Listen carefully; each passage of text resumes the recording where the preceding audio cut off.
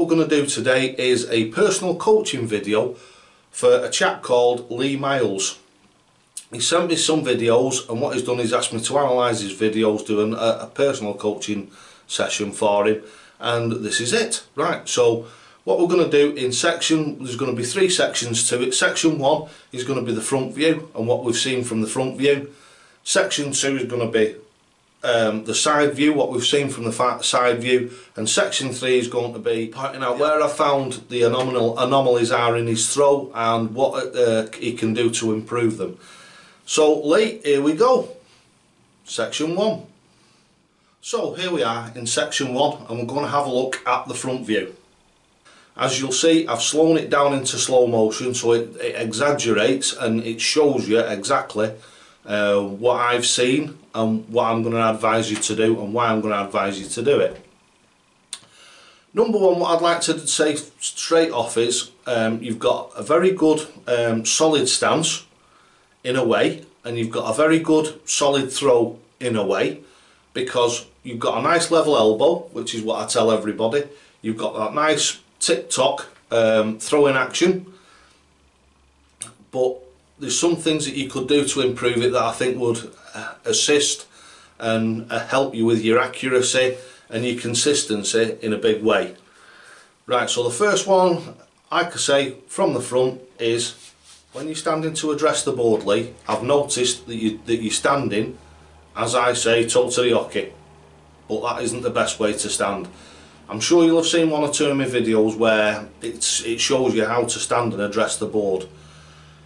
You, like me, are quite a small lad, so the way that you're standing with your toe facing the hockey means that you're 6 inches further away from that board than you need to be.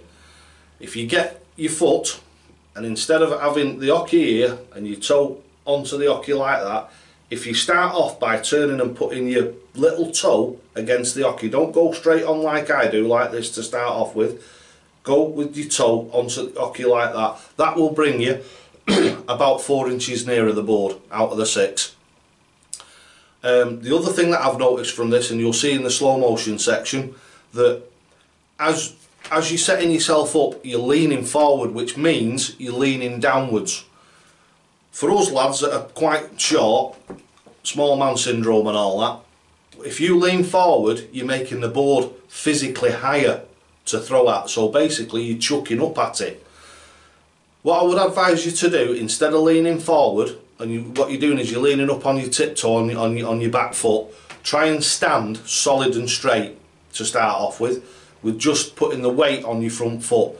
You will find that that will make it easier for you to reach the higher numbers, like the 18, the double 18, the double top and what have you, in a consistent manner. Right, the other thing that I've noticed is your board is on a strap round your kitchen door, so you've got the strap that holds your board to the door. I don't know whether you do this, but this is just a bit of advice. The actual knuckle on the strap where your board sits onto, measure that, get it absolutely right from the floor, so 5 feet 8 inches to the centre of the bullseye. Then where your actual strap comes over the top of the door, mark it there, because it's absolutely imperative that you have the board at the right height and you're stood at the right distance from the board every time. Little bit of advice here is to make yourself a string, like I've shown you in some of the videos. I have a string in my wallet, and I take that everywhere with me. And all you do is get the piece of string, put a dart through it, make a loop in it, and super glue it so it can't move. And that loop there, you put your dart through it. So I'm going to make the hole on the loop quite tiny so as it doesn't slip over your dart. From the loop to your first mark, you want 5 foot 8 inches. Mark it with a Sharpie on a piece of string or a piece. The best thing that you can use is fishing braid, because it doesn't stretch. If you get a string and you know how much you're pulling it for that to be right, you'll know that it's right every time anyway. So you want 5/8 to the first mark, right? 5 feet 8 inches to the first mark, and 115.5 inches to the second mark. Now that's your bullseye to your hockey, where your actual toe touches the hockey. So that means that every time you put your board up on your kitchen door, you can just put your dart in the centre of the bullseye, pull it out and make sure that you're mat, because The problem that you've got with a mat is it can be in a different place every time. So unless obviously it's stuck down and you've measured it and you've made sure that it's perfect, but to be honest with you, it's easy just to have the piece of string and just check it every time that you go to play. Right, so now what we're going to do is we're going to get down to the nitty gritty now.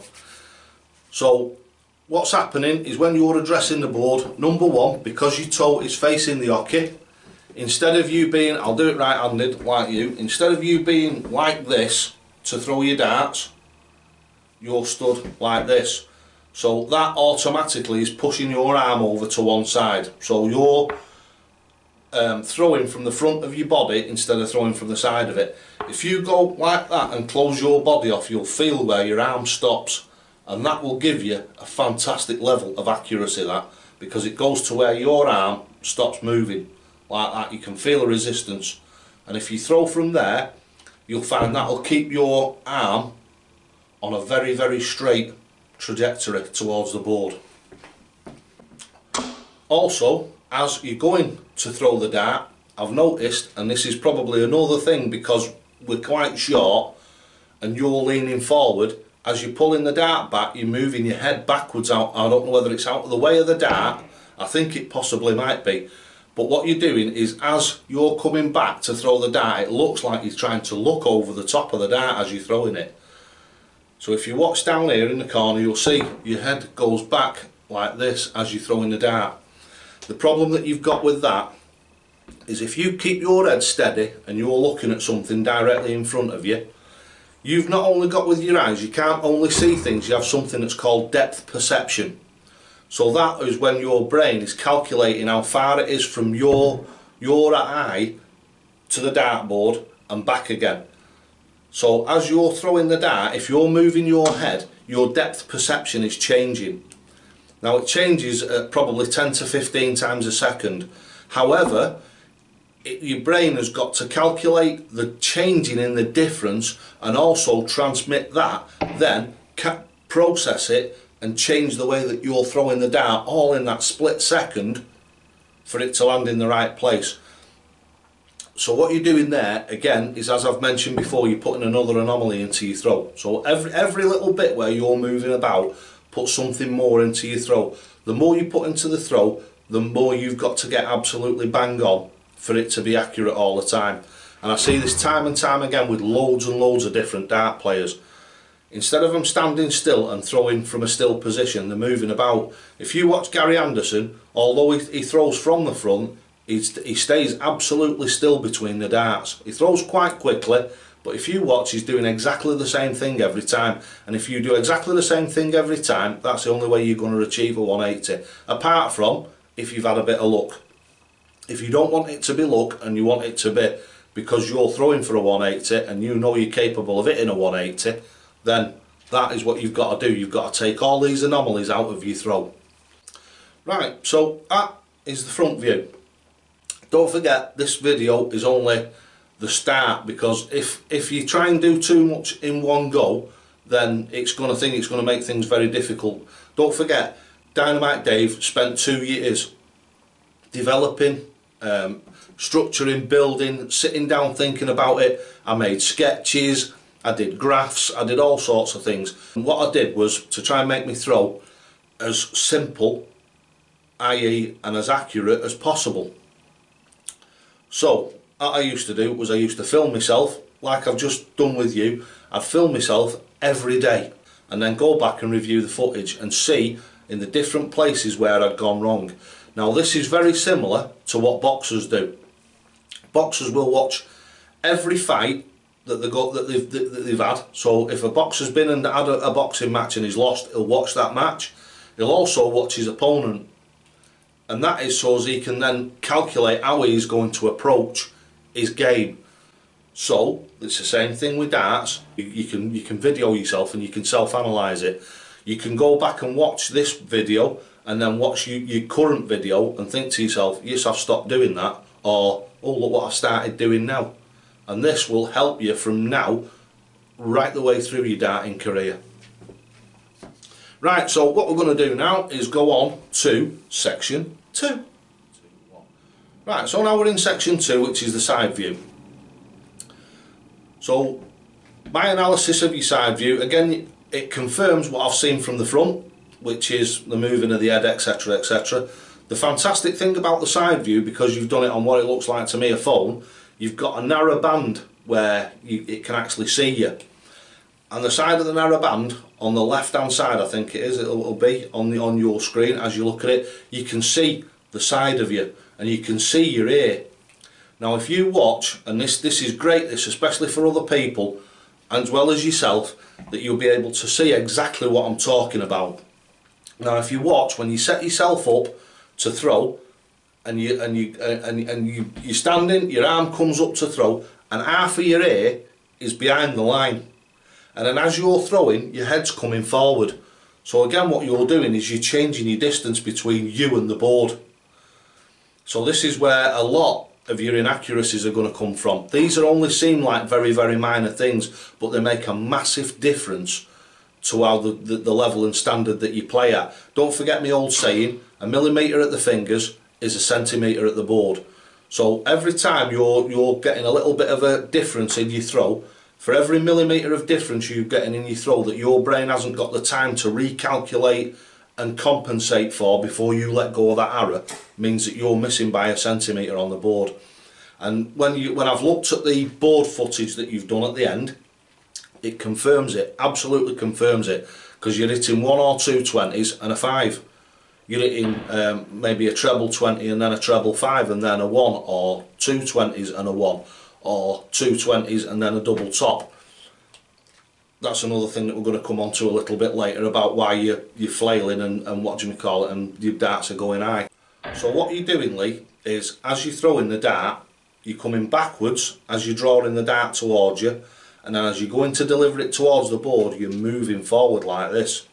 It's only 4 or 5, well, looking at it, 4 inches, 3 or 4 inches, but that means that you are 3 inches or 4 inches, or by the time it gets down to your arm, possibly 5 inches nearer the board. So you've got a sway distance of 5 inches. So as you're coming back and going forward, depending on what part of that rock each time as you're going forward you release that dart, you're releasing the dart a different distance away from the board. So again, it all comes down to try and stand still, try and stand solid, try and stand still, and just use your arm. Keep this all nice and solid, and just use your arm. The other thing that I've noticed and all is the way that you throw your darts is very, not Menso-Suljovic like as in twisting the darts or anything, but very slow and very deliberate, bit Justin Pipish. The only problem that I have with something like that, and it's entirely up to you this, it doesn't make any difference as long as your darts are accurate. The only thing I find with slowing down to that sort of level is you've got too much time to think about each dart that you're delivering. You're delivering each dart very, very deliberately, which is great, but it gives you too much time to overthink it. This is what... Right, so to conclude it, what you're doing, or what I can see that you're doing, is recap from the front view. You've got your stance and address the board, try to turn in that leg in, try and close your throw, try and close your body as you're throwing. So in other words, going from this to this, so you're throwing over your shoulder, nice and straight, so when it comes back you're hitting that line to throw forward. Number 2, as you're coming back, because you're open eye thinking, the dart's coming back towards your face, your head's going back like this. This is exaggerated, but it's what you're doing. And as your head's rocking backwards and forwards, as I mentioned, you think your depth perception is changing consistently as you throw it, so it's not solid, it's not in one place. Then we go on to, we've got the side view where, as I say, you're actually rocking back and then going forward as you're releasing the darts. The other thing that I've noticed as well, so this is like a bit of a recap and an end piece to it, your concentration level. Again, if you look at the slow motion from the side, you'll see, and you've mentioned this in the little bit of a note that you sent to me, is that you're finding that you're getting 2 at home and 1 away, what we call 2 at home and 1 away, and it can be any of your 3 darts, but mainly it's your last one. And if you look at that, it absolutely confirms what you're doing. as you're throwing your last dart, your concentration level's going off a cliff. So you're going 1, 2 and then 3. 1, 2 and then 3. So basically what I've noticed you're doing as well is, as that concentration level is dropping, instead of your dart leaving your hand as it normally does, you're pushing it upwards. Because your motors are slowing down as you're throwing that last dart, right? Your arm is starting to drop, so you're flicking it upwards to try and get it over the top. I have noticed that on a couple of the visits. Right, so lads and lasses, thanks for watching Darts Coaching with Dynamite Dave. This has been a personal coaching session for Lee Miles. And don't forget, Lee and everybody else, you'll never get out of this game what you prepare to put in. Perseverance, as they used to say on record breakers, dedication's what you need. So perseverance, dedication, and don't forget, big shout out to Lee Miles, thanks very much, and so to the hockey. Game, shot and match to Dynamite Dave.